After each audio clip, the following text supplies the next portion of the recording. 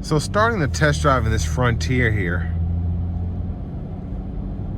I'm very impressed with the overall truck. Now it's 39 grand, but you get 4-wheel drive, you have a V6, naturally aspirated, higher displacement, one of the last ones that are left in this size pickup truck. You know, the Canyons have a 4-cylinder, the Ranger has a 4-cylinder, now the Tacoma has a 4-cylinder, and it's just nice to have a V6 in this one. I'm gonna try to lean the seat back so y'all can see a bit better. But it's a decent amount of truck, I think, for the money, because you do get a 9-speed automatic, a naturally aspirated V6, 4-wheel drive, 2-speed transfer case. Everything else feels relatively basic, but this is also a crew cab. Relatively spacious in here, honestly.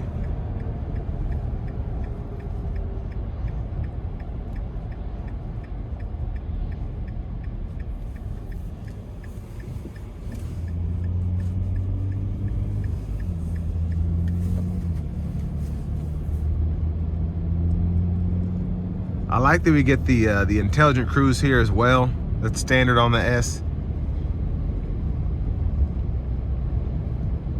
But everything still feels like a basic pickup truck. And I think that's what a lot of people want, even as they're having to pay more and more for vehicles these days.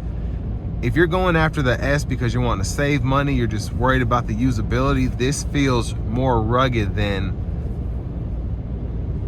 a Canyon or Ranger with the Turbo 4, I think, where you're paying the same money.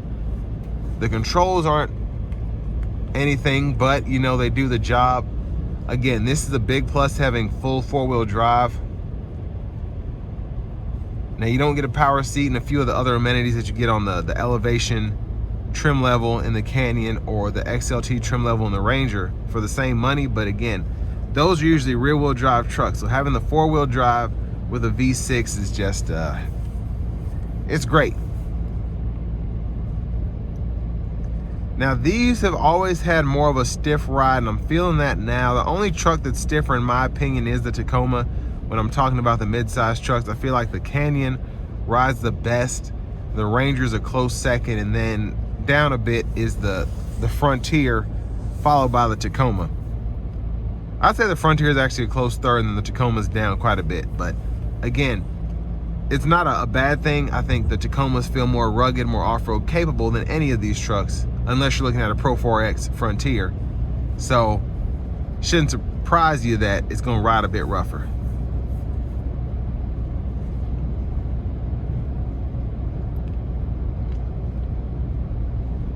But the blind spot monitors are nice. Having those standard, again, with the intelligent cruise control. Having the LED headlamp standard is good. And I just like how this infotainment system is laid out. You don't have a screen that's protruding your vision here, because the hood is in your line of sight. It's not necessarily bothersome by any means, but you know, it is noticeable if you're looking for it.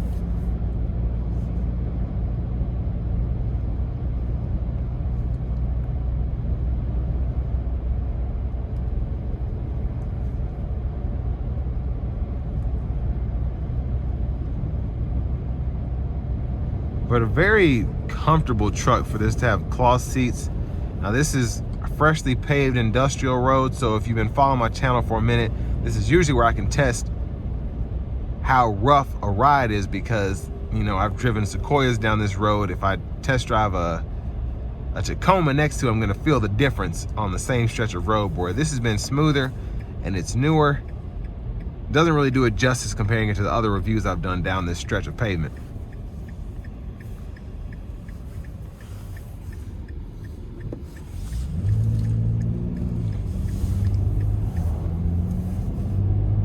Now another thing that I don't have here are the different drive modes that I can change, so that's kind of a letdown, but also it's really not, because you don't need an eco and a sport and a normal and all that here. But I'm not going to put it in the manual mode, but I'm going to give it a pull getting on the interstate here.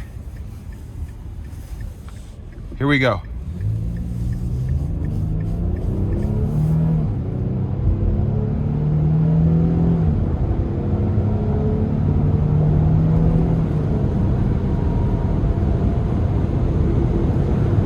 So it wasn't flooring it, but I did give it something, and it wasn't strained like the Tacoma is. It wasn't strained like the Ranger and the Colorado is, having to get it up to speed, and you feel like it's kind of whining. It's just a solid pull there. But I want to give one more thanks to John Roberts Nissan here in Manchester, Tennessee, for allowing me to review this truck today. I'll leave a link below in the description. If you're looking to find the best price on one of these closer to home, click that second link down below. It takes just a minute to fill out your information, and I'll make sure the local dealers are fighting to get you the best price on this or whatever new vehicle you might be interested in. But I have the adaptive cruise on now, and the ride quality here is not terrible. It's pretty solid, I think, for a truck like this. Now, it's very windy out today, but sound acoustics are pretty good in here. Not noticing road noise, but again, it's windy, so it'd be hard to tell.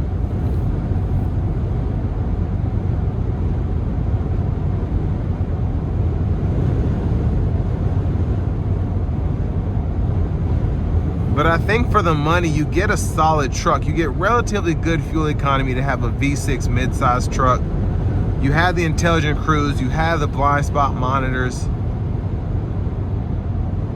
and you have that more updated feeling interior. Even though this is an S, this feels more modern than the, you know, the previous generation Frontiers.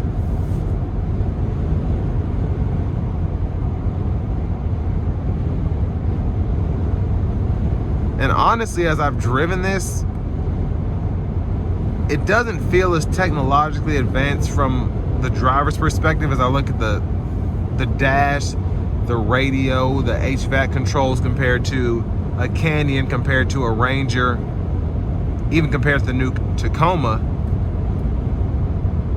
But it doesn't feel cheap either. And some of the newer vehicles, you can tell where they kind of skimped out on things. Like, yeah, the screen looks nice, but there are other places where money was trying to be saved. But here, this just feels right. It feels right for an S trim. It feels right for a basic trim. And you really have everything you need, and it's easy to use.